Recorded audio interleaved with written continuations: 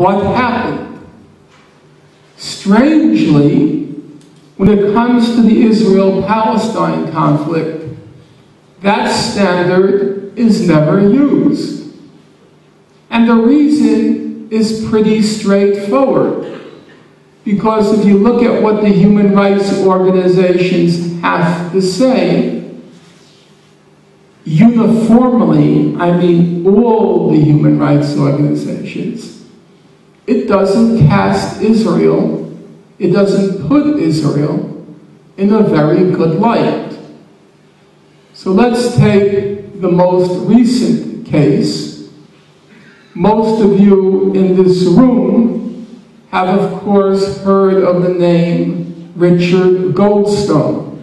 How many of you have heard of his name? Raise your hand. Okay, not so high. Okay.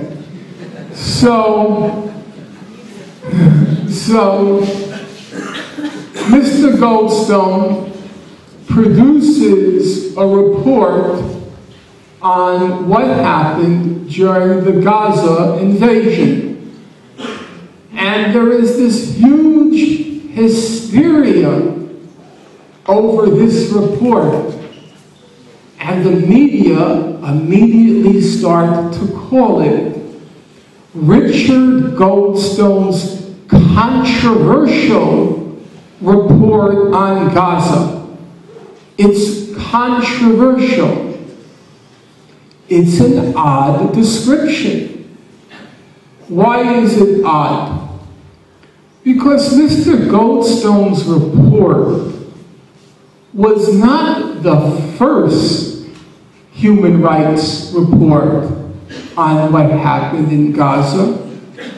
It was the last of approximately 12 large human rights reports on Gaza. There were 2 very large reports by Amnesty International, excellent reports. There were 5 human rights reports on Gaza by Human Rights Watch. There was a major report by a committee headed by the distinguished South African legal scholar John Dugard, a very large report that ran to about 270 pages. There were reports by Physicians for Human Rights in Israel. There was a report by an international committee of medical experts, and it goes on and on. There was nothing that Mr. Goldstone concluded in his report that wasn't already concluded by all the other human rights organizations. With all due respect to him, and I think his was an excellent report, it was in many respects the most moderate of the human rights reports. To give you a couple of examples, Human Rights Watch concluded that when Israel dropped white phosphorus reaches a temperature of 800 degrees Celsius. When Israel dropped white phosphorus on Al-Quds Hospital, when it dropped white phosphorus on the Beit Lahia school, when it dropped white phosphorus on the main humanitarian warehouse for the UN in Gaza, Human Rights Watch said these were war crimes. Mr. Goldstone was more cautious. He did not call them war crimes. I personally disagree with him, But still, for our purposes, the important point is he was more moderate than the other respected human rights organizations. Let's take a second example. Mr. Goldstone said his most extreme conclusion was that if Israel does not carry out serious investigations of what happened during the Gaza invasion, he said then Israel should be brought before the International Criminal Court, which is strong language for sure, and to his credit.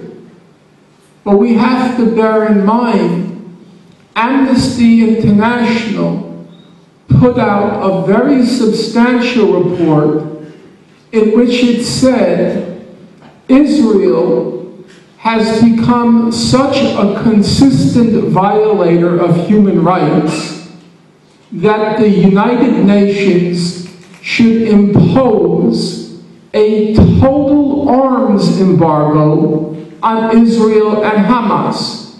Hamas, of course, it means nothing. You know, an arms embargo on firecrackers is not going to mean very much. But it was very significant to say the entire world, and they focused in particular on the United States.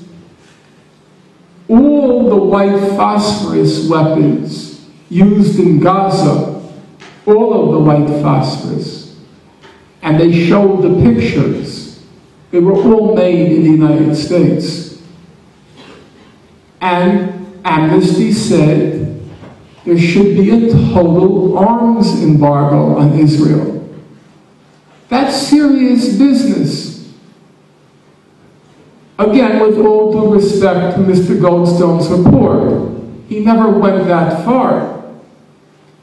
And so, what you find when you look at the actual record, number one, it's very hard to try to explain why Mr. Goldstone would be attacking Israel unless there was good reason.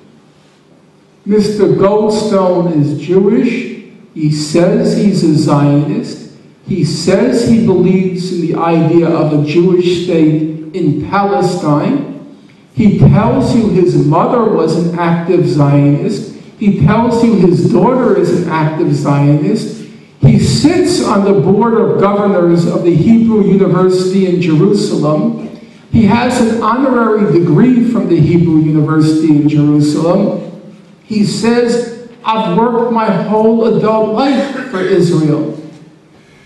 So just on its face, it would seem weird that Mr. Goldstone would be criticizing Israel unless there were very good grounds to criticize Israel. So to call Mr. Goldstone, of all people, controversial is already strange.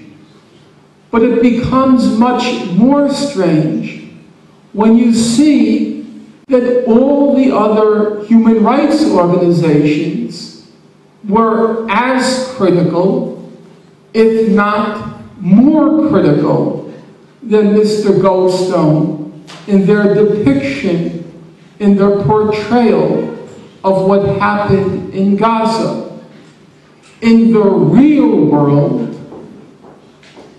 and I'm distinguishing the real world from the world that's created by the media, in the real world, there is no controversy about what happened in Gaza. Obvious, simple examples. Israel targeted ambulances in Gaza. It damaged or destroyed 29 ambulances.